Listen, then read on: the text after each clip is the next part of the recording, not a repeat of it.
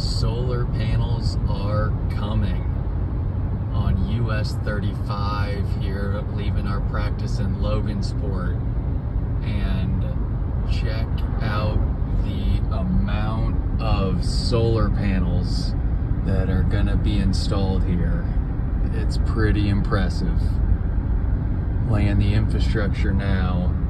None of the actual panels have been placed, but the metal holdings are going up. I imagine the electrical infrastructure has already been placed, but you can see here the big reason that they're able to do that, the power lines that are running across.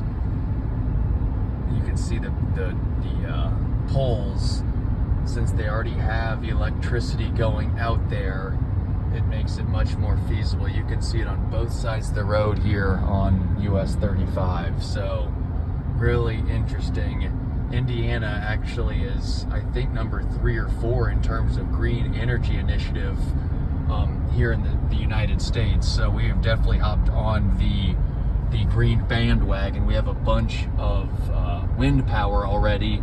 We have some actual hydrogen that we're messing with at a couple places, so figured you guys would find this really interesting here off US 35 in Logansport.